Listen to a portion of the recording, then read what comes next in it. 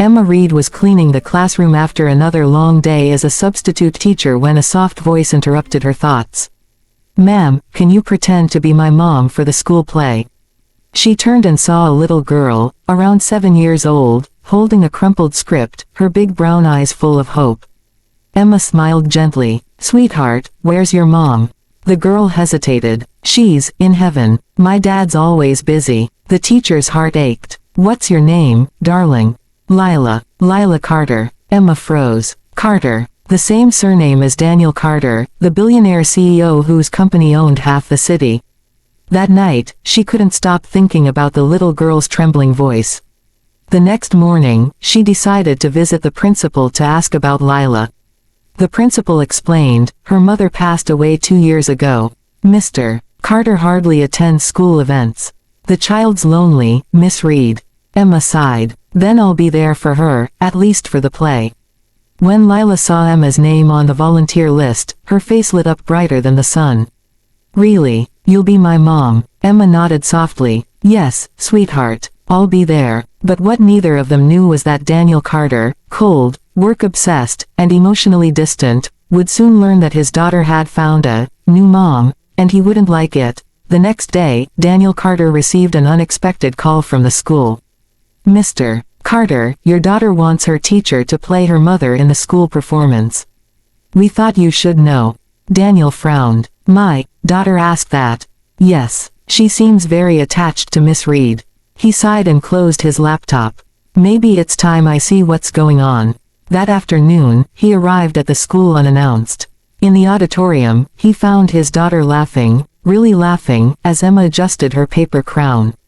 "She looks like a princess," Emma said warmly. Daniel stood silently at the back, his heart twisting. Lila hadn't smiled like that since her mother's funeral. After rehearsal, he approached them. "Miss Reed, I appreciate your kindness," he said stiffly. "But I don't want my daughter getting attached." Emma looked him straight in the eyes. "Mr. Carter, your daughter needs a mother's warmth, not another lecture." For the first time in years, Daniel didn't know how to respond. Days turned into weeks, and Emma's presence became the highlight of Lila's life. She braided her hair before rehearsals, brought her homemade cookies, and even helped her memorize lines. But Daniel kept his distance, though he watched quietly from the back of the auditorium every evening. One afternoon, a storm forced everyone to stay late. As thunder cracked, Lila clung to Emma. "It's okay, honey. I'm here." When Daniel arrived to pick her up, he found them sitting together under a blanket, reading by flashlight. "She fell asleep," Emma whispered. Daniel's expression softened. "She hasn't slept peacefully in months." Emma looked at him gently. "Maybe what she needs isn't money or tutors, just you." Her words lingered in his mind long after he drove home with his sleeping daughter. The night of the play arrived. The hall buzzed with parents and laughter. Emma wore the simple costume of a storybook mother, while Lila stood proudly beside her. Daniel sat in the front row, eyes never leaving them. When Lila looked out at the crowd, her voice trembled. I dedicate this performance to my real mom, and to the one who helped me smile again." The audience went silent. Emma knelt beside her and whispered, "You did amazing, sweetheart." After the curtain fell, Lila ran into Daniel's arms. "Daddy, did you see? Miss Reed was the best mom." Daniel turned to Emma. For the first time, his voice was soft. "Thank you, for giving her back her joy." A week later, Daniel invited Emma and Lila to dinner at his mansion. It was awkward at first, the billionaire, the teacher, and the little girl connecting the two. But Lila's laughter filled the silence. "Daddy, can Miss Reed come every weekend?" Daniel smiled. "Only if she wants to." Emma hesitated, but Lila's eyes sparkled.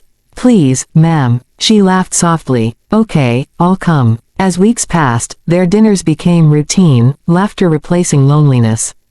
One evening, as they watched Lila perform her lines again in the living room, Daniel looked at Emma and said quietly, "You pretended to be her mom, but you became her family." Emma's heart skipped a beat. Maybe we all needed this play, to remember what love feels like. And for the first time in years, the Carter home felt whole again.